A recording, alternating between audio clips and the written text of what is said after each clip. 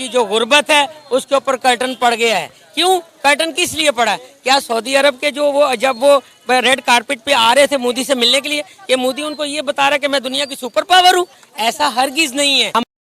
एक ये पाकिस्तानी चाचा भोसड़ी के है जो मतलब इस प्रकार की बात कर कि इंडिया गरीब देश है, फलाना पाकिस्तान बहुत बड़ा देश है। तो इस चाचा भोसड़ी के वाले की खबर लूँगा, वीडियो पूरी देखना। चलो स्टार्ट करता हूँ रिएक्शन वीडियो। सबसे पहले चैनल सब्सक्राइब कर लो, घंटी का बटन दबा लो, वीडियो लाइक कर लो। चलो चैनल से सना अमजन के चैनल से ओरिजिनल लिंक नीचे मिल जाएगा डिस्क्रिप्शन में। चलो कि गुर्बत और भूख और नंग वाला ये मुल्क, जिसने भूख और से सताए हुए गरीब लोग, गरीब मुल्क, one of the poorest country in the world. आपको किसने कह दिया? मैं आपको डिफाइन कर रहा हूँ ना, बता रहा हूँ। और इंडिया जैसा मुल्क, वो आप ये उनका थोड़ा सा चमकता हुआ चेहरा दिखा दिया आपने, लेकिन उनकी जो सैडनेस है, उनकी जो गुर्बत है, उसके ऊपर कर्टन पड़ गया है। क्यों कर्टन किस लिए पड़ा है? क्या सऊदी अरब के जो वो जब वो रेड कारपेट पे आ रहे थे मोदी से मिलने के लिए, कि मोदी उनको ये बता रहा है कि मैं दुनिया की सुपर पावर हूँ?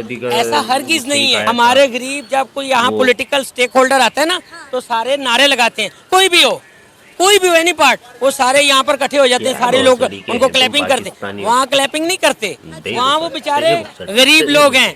वो बेशक हमसे इकोनॉमी आगे होगी, लेकिन दुनिया, हमारा गरीब एक अच्छी साइकिल रखता है, उनका गरीब साइकिल नहीं रखता। अगर लुंगी है तो बदन पे पोशाक ही नहीं है। पाकिस्तानी हो आप इस चीज को देखिए, उनके साथ मैच तो नहीं है, लेकिन हम हर लिहाज से अपने जो हमारे अपने जो मुल्क की जो बुलवतनी के मामला है, उनके ऊपर मैं तो ये कहूँगा कि Pakistan is always number 1। But पूरी दुनिया की अगर आप बात करते हैं जी, उन्होंने बड़ा कुछ गेन कर लिया है, तो क्या गेन किया है? मैं कहता हूँ उन्होंने जब ये कॉन्फ्रेंस के लिए सारा कुछ हुआ है, उन्होंने कच्ची आबादियां तक को कॉर्डन ऑफ कर दिया है, गुरबा को वहाँ से हटा दिया है। 18 कच्ची आबादियां वहाँ से कॉर्डन ऑफ की गई हैं। उन्होंने 1800 आदमियों को इस मीटिंग के बर्तन बनाने के लिए काम सौंपा गया। 18 करोड़ रुपया लगा है, जिसमें चांदी और सोने के बर्तन दिए जा रहे थे, जिसमें उन तमाम जो डेलीगेशंस आए हैं, जो सेलिब्रिटीज आई हैं, जो एक्सीलेंसीज आई हैं, उनको वहाँ पर उन्होंने प्रेजेंट करना था। तो सर अच्छी बात है ना, लोगों को रोजगार के मौके मिले। मैं आपको बताता हूँ कि गुर्बत और भूख और नंग वाला ये मुल्क, जिसने भूख और से सताए हुए गरीब लोग, एक गरीब मुल्क जहाँ पर तकरीबन 4 उनकी बड़ी रियासतों में आज़ादी की लहरें चल रही हैं, और उसके बाद कनाडा में रेफरेंडम हुआ है। आज ही के दिन रेफरेंडम हुआ है। ये वो बातें हैं जो आपको समझ में आनी चाहिए, इनके ऊपर बात होनी चाहिए। उन्होंने क्या गेन किया? कुछ भी नहीं गेन किया। मैं कहता हूँ बल्कि वो खुद आइसोलेट हुआ है। गरीब मुल्क, one of the poorest country in the world. आपको किसने कह दिया?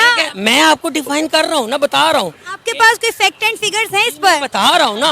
1800 वर्कर बनाए, उन्होंने 18 दिन लगे, बर्तन तैयार किए, सोने और चांदी के बर्तन बनाए, बनाकर उन्होंने उनको देना था उन मेहमानों का इस्तकबाल के लिए। रेड कारपेट और जितना कुछ ये सारे मेजरमेंट्स किए गए हैं, ये सब उन्होंने 18 दिनों में किए हैं। और उसको बताएं कि उसी दिन में 28 करोड़ का मुल्क, जो कि 2.5 करोड़ आवाम को उन्होंने 18 दिन का नवाला छीन लिया है, और छीन कर ये सब कुछ करवाया गया है। ये ऐसे नहीं हुई G20, ये इसके पीछे 28 करोड़ आवाम का उन्होंने खून निचोड़ा है। उन्होंने कॉर्डन ऑफ किया कच्ची आबादी को। वहाँ के आवाम तो बड़ी खुश है कि इतनी बड़ी मीटिंग हमारे मुल्क में हुई है। पहली दफा G20 का इजलास भारत में हुआ है, और जो बातें आप कर रहे हैं, यकीन करें मैंने इनमें से एक खबर भी नहीं सुनी है। जी, मैं आपको साबित कर सकता हूँ, ऑन द रिकॉर्ड है। जब हम डाउन स्ट्रीट की बात करते हैं ना, अमेरिकन की डाउन स्ट्रीट की बात में, वहाँ हमारे जैसे बच्चे वहाँ पर रोटी को रोल बनाकर खा रहे होते हैं, बीच में कबाब रखा होता है, चिकन रखा होता है, वहाँ पर वो बर्गर बना के खा रहे होते हैं। ये यहाँ पर नहीं है, वहाँ भी होता है। और इंडिया जैसा मुल्क, वो आप ये उनका थोड़ा सा चमकता हुआ चेहरा दिखा दिया आपने, लेकिन उनकी जो सैडनेस है, उनकी जो गुर्बत है, उसके ऊपर कर्टन पड़ गया है। क्यों कर्टन किस लिए पड़ा है? क्या सऊदी अरब के जो वो जब वो रेड कारपेट पे आ रहे थे मोदी से मिलने के लिए, कि मोदी उनको ये बता रहा है कि मैं दुनिया की सुपर पावर हूँ?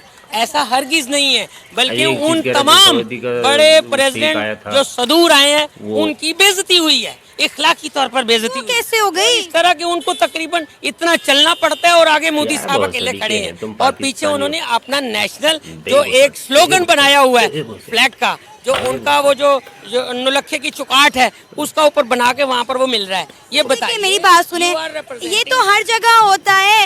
रेड कारपेट पे तो आप अवार्ड शो में भी जाएं तो आप चल कर आते हैं।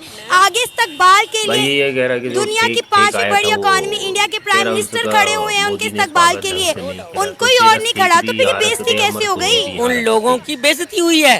देखिए शाही खानदान सऊदी अरेबिया के जो किंग है वो जब इतना चल के आ रहे हैं अकेले, कोई प्रोटोकॉल नहीं है, कोई साथ उनके कोई ऑफिसर प्रोटोकॉल का नहीं, इतना वाया चल के अकेला नरेंद्र मोदी मिल रहा है, तो क्या तासर आप दे रहे हैं?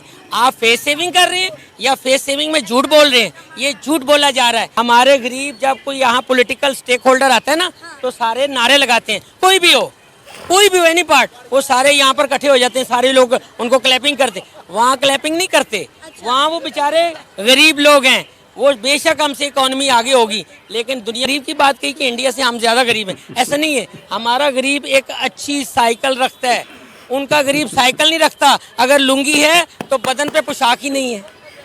आप इस चीज को देखिए, उनकी गुर्बत हमसे ज्यादा है लेकिन उसने ये G20 में सारी दुनिया को बेवकूफ बनाया है। कटोरा लेके जाओ। यकीन करें, आप जो बातें कह रहे हैं ना, मैं इतने अरसे से G20 को फॉलो कर रही हूँ। जब मकबूजा कश्मीर में डेलीगेशन आया था G20 का, मैं तब से फॉलो कर रही हूँ। आप यकीन करें, आज तक कहीं कुछ ऐसा कोई आवाज तो उठे ना, इंडिया से कोई एक वीडियो इस पर सामने नहीं आई। आपको पता है इंडिया में जो मुसलमान है वहाँ के जामिया सजाए जा रहे हैं, वो वहाँ पे डेकोरेशन कर रहे हैं G20 के लिए। उनकी मजबूरी है कि इस्लाम को, मुसलमानों को वहाँ पर दीवार के साथ लगाया गया है, उनके राइट्स को सलब कर लिया गया है।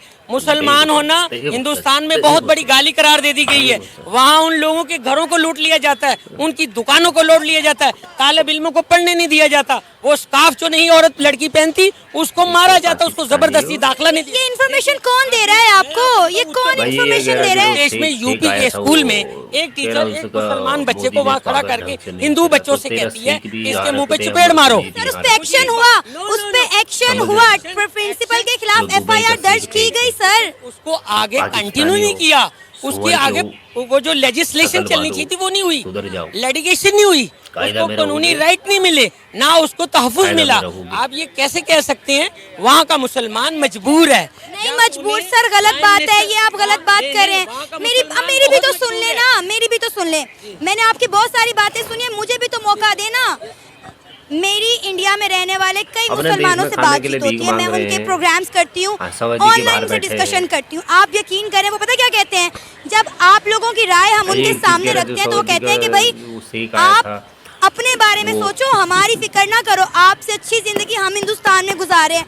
अच्छा मुझे बताएं, अगर इतना ही मसला था तो पार्टीशन के वक्त इतनी बड़ी तादाद में हिंदुस्तान में मुसलमान क्यों रह गए, पाकिस्तान में क्यों नहीं आए? और यकीन करें वो आज कहते हैं हमारे बाओजदाद का बड़ा अच्छा फैसला था कि हमने उस वक्त हिंदुस्तान में रुकने का फैसला किया, हम पाकिस्तान नहीं आए। मैं बहुत सारे इंडियन मुस्लिम के साथ इन टच हूँ और उनसे बातचीत करने के बाद मेरी सोच, मेरी राय बदल गई है। मैं भी पहले ऐसा सोचती थी लेकिन अब चीजें सर बहुत बदल गई हैं।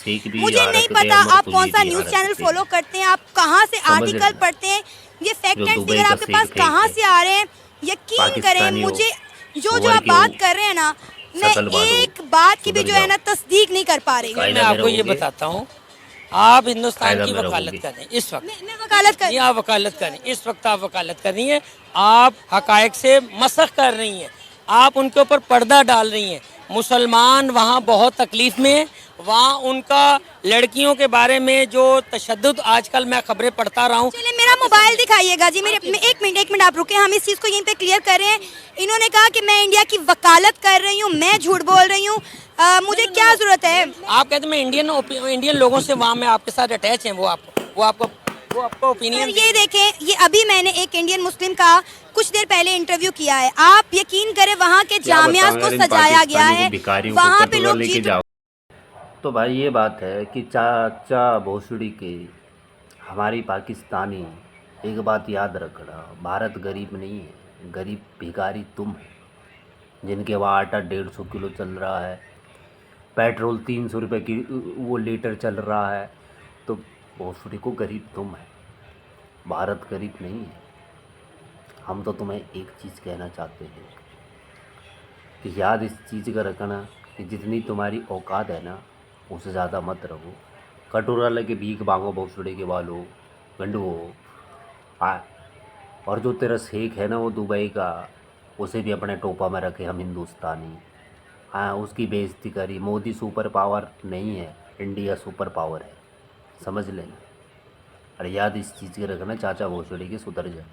तो चैनल सब्सक्राइब करो, वीडियो लाइक करो, शेयर करो। हम वीडियो ले रहे हैं पाकिस्तानी चैनल से, सना अमजन के चैनल से। ओरिजिनल लिंक नीचे मिल जाएगा डिस्क्रिप्शन में। चलो।